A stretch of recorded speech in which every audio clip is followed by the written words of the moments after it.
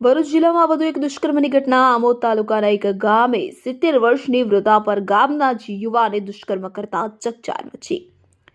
આમોદ તાલુકાના એક ગામની એક 70 વર્ષની વૃદ્ધ મહિલા પર 35 વર્ષના યુવકે બળાત્કાર કરતા આમોદ સહિત ભરૂચ જિલ્લામાં ચકચાર મચી જવા પામી છે।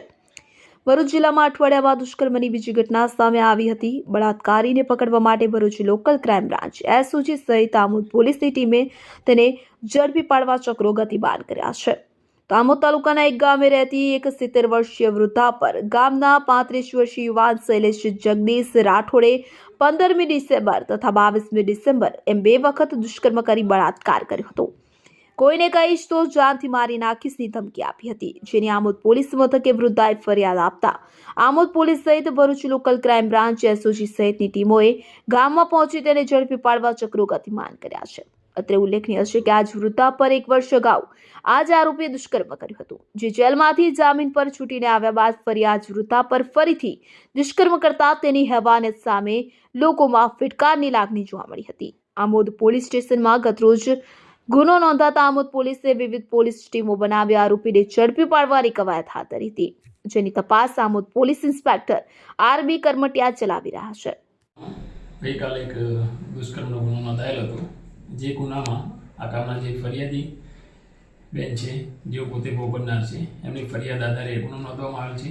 જે ગુનામાં આ ગામના ફરિયાદી બેન સાથે આ ગામનો જે તોહમતદાર છે શૈલેષ જગદીશભાઈ રાઠોડ રહે ઇટોલા ગામનો છે, તેને ફરિયાદી બેનના જે ખેતરમાં રહે છે ત્યાં ઝૂંપડામાં ત્યાં જઈ અને તેમની સાથે તારીખ 15/12/2024 તથા તારીખ 22/12/2024ના રોજ તેના ખેતરમાં જઈ ઝૂંપડામાંથી એમની સાથે જબરજસ્તી પૂર્વક એમની સાથે દુષ્કર્મ કરેલું હતું।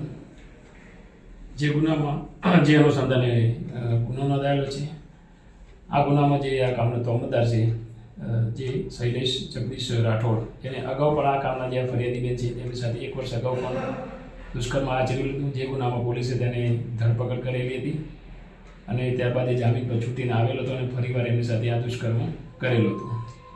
જે ગુના કામનો જે તોહમતદાર છે એ હાલમાં નાસ્તો કરતો હોય તેને પકડવા માટે ભરૂચ જિલ્લામાંથી એલસીબી એસઓજી તથા લોકલ પોલીસની ટીમો બનાવીને પકડવા માટેની કાર્યવાહી હાલમાં ચાલુ છે અને આ ગુનાની તપાસ આમોદ પોલીસ સ્ટેશનના પોલીસ ઇન્સ્પેક્ટર શ્રી હાલમાં ચલાવી રહેલ છે।